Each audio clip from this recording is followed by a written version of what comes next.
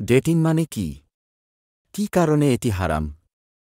Dating মানে বিবাহের পূর্বে নারী পুরুষ তাদের অবৈধ রোমাঞ্চকর প্রণয়কে পরিণয়ে পরিণত করতে পারবে কিনা তা পরখ করার জন্য পারস্পরিকভাবে একান্তে মিলিত হয়ে যে কোনো পর্যায়ে বা পরিস্থিতিতে সময় কাটানো।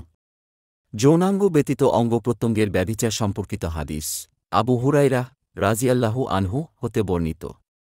তিনি বলেন, নাবী সাল্লাল্লাহু আলাইহি ওয়াসাল্লাম বলেছেন, নিশ্চয়ই আল্লাহ তাআলা বানি আদমের জন্য জিনার একটা অংশ নির্ধারিত রেখেছেন। সে তাতে অবশ্যই জড়িত হবে। চোখের জিনা হল দেখা, জিহ্বার জিনা হল কথা বলা, কুপ্রবৃত্তি কামনা ও খাহের সৃষ্টি করা, এবং যৌনাঙ্গ তা সত্য অথবা মিথ্যা প্রমাণ করে। সূত্র গ্রন্থ সহিহ বুখারী অধ্যায় ৭৯ হাদিস নম্বর ৬২৪৩ মান সহিহ। ডেটিং হারাম কারণ। ১ নম্বর, আপনার মন, হাত, পা, ত্বক, কণ্ঠস্বর জিনার প্রারম্ভিক স্তরের পাপে জড়িয়ে পড়ছে। ২ নম্বর, আপনি জিনার মতো বড় পাপের দিকে সরাসরি ধাবিত হচ্ছেন।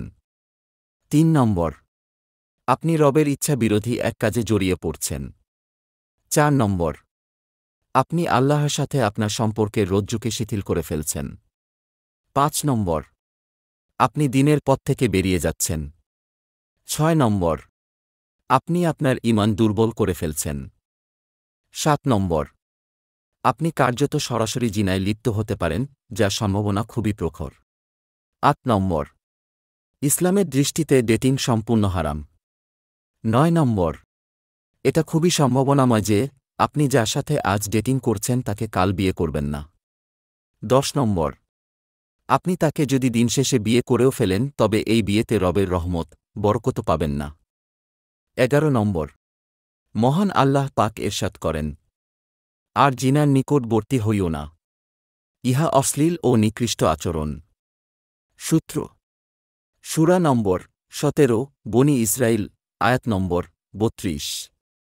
একে অপরকে ভালোবাসা হারাম নয়, বরং বিয়ের উদ্দেশ্যে কাউকে পছন্দ করা সম্পূর্ণ হালাল কাজ।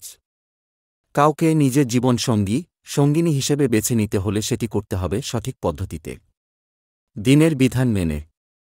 আপনি ইতোমধ্যে কারো সঙ্গে ডেটিংয়ের মতো মহাপাপে জড়িয়ে পড়লে আজই তাওবায়ে নসুহা করে ফিরে এসে পাপের মহাপঙ্কিল এই পথ থেকে ফিরে আসুন। রবের ক্ষমাপ্রার্থী হওয়ার এটাই একমাত্র পথ। মহান আল্লাহ পাক বলেন, আর যে ব্যক্তি আমার জিকির তথা উপদেশমালা থেকে মুখ ফিরিয়ে নেবে তার জন্য হবে দুনিয়ায় সংকীর্ণ জীবন, এবং কিয়ামতের দিন আমি তাকে উঠাব অন্ধ করে।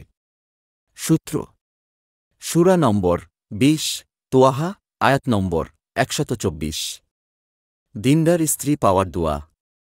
হে আমাদের রব, আপনি আমাদেরকে এমন স্ত্রী ও সন্তানাদি দান করুন যারা আমাদের চক্ষু শীতল করবে, এবং আমাদেরকে মুত্তাকিগণের ইমাম বানিয়ে দিন। সূত্র সূরা নম্বর ২৫ আল ফুরকান আয়াত নম্বর ৭৪। মহান আল্লাহ পাক আমাদেরকে সেকুলার সমাজের এসব ফিতনা থেকে সুরক্ষিত রেখে তার নিকটবর্তী হওয়ার সুযোগ দান করুন।